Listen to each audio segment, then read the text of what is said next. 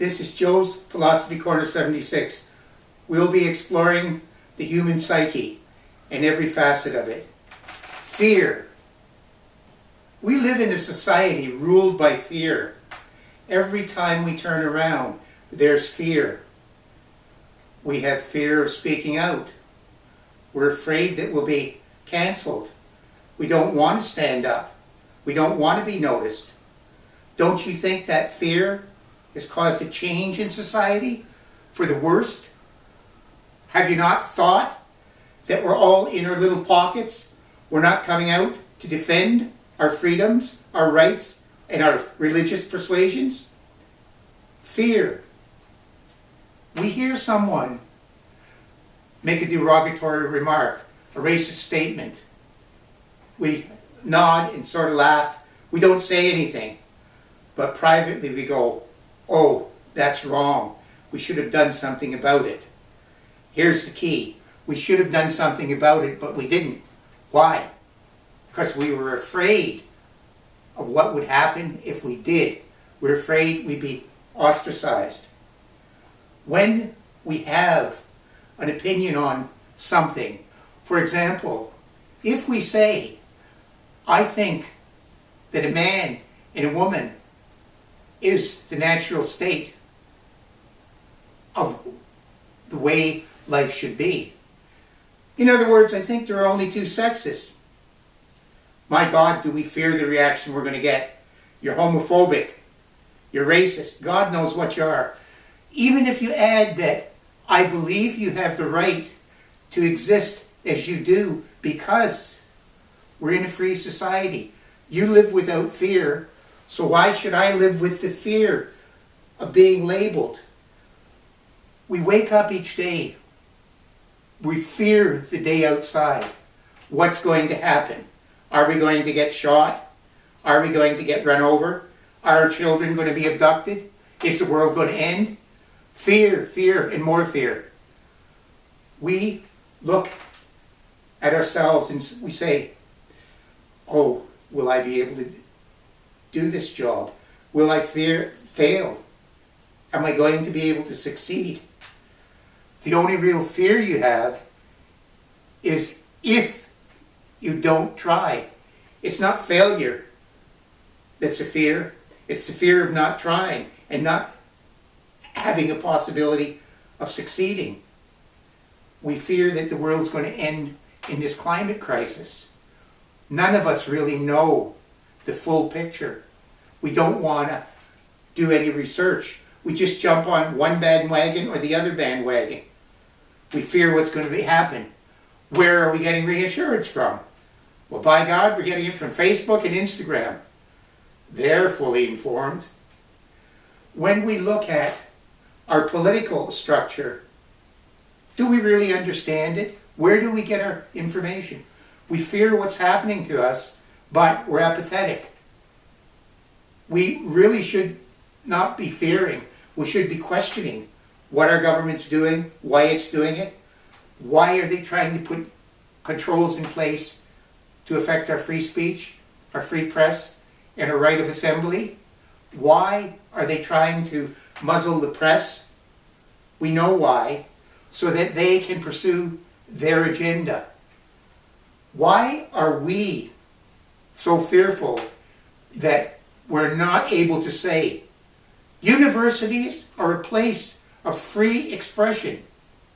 We do not want these soft-soaked administrations in there. We want someone to stand up and say no, no. And the only way that's going to happen is if we fear, it's not going to change. If we don't fear, it is going to change. When we look at the world around us, many people say, oh God, I can't bring a kid into this world. It's such a fearful place. I don't think we should have children. Do you know what? If everybody has that fear, the human race, it's going to become extinct eventually. Don't fear for the world that's coming. The world that's coming could be a terrible place. It could be a wonderful place. We just don't know. We have to stop having so much fear and have some confidence in the human race. We have to have some confidence that we will overcome as we have in the past. Not fear the future. Embrace the future. Look at the future and see what it's going to bring. Let's not fear having friends. By that I mean, let's not fear reaching out and trying to engage people in conversation. Let's not fear reaching out and trying to get the human contact that we so desperately need. We fear doing that. We've become a nation that's insulated. We communicate with each other by Facebook, by Instagram, by all of these other things, but what we don't do is have human conversation. Are we afraid that if we really talk to someone, we're going to be hurt, we're going to not be loved, we're going to be insulted? You know what? The human condition requires us to seek out and talk with other people. Don't have a fear of being engaged. Do not have a fear of being involved. Don't have a fear of telling the teachers exactly how you feel about what they're spewing. Don't have a fear of standing up for your children and saying, no, you can't do this. Don't have a fear of the woke culture. Don't be afraid that you will be labeled by someone for something. What really happens is the fear of being labeled is going to lead to a society where we're going to be repressed. We're going to be fearful of the government.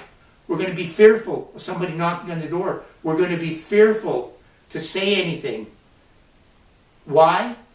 Because we let the initial fear of what could happen if we were woke and not said anything, and we let it progress to the point where we now have and could have an authoritarian government. We need to realize that we are born free.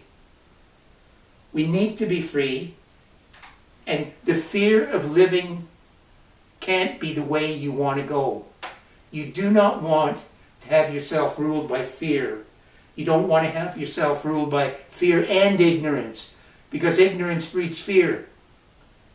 Looking at what you need to know, looking at the actual facts of the situation, and making some judgments for yourself and saying, I've looked at it, I've thought about it, this is what I think. I'm not afraid of you. I'm not afraid of anyone else. Because if today I live in fear, I'm not living. I'm just existing. Whether you're religious or you're not, do you believe God or a supreme being or anybody else wanted you to live in darkness, to live in fear, to live not a full life, but a half life? I want to tell you, as Franklin Delano Roosevelt said, we have nothing to fear but fear itself. You can follow me on Facebook, Instagram, and YouTube at Joe's Corner 76 and at JPhilosophy76 on Twitter.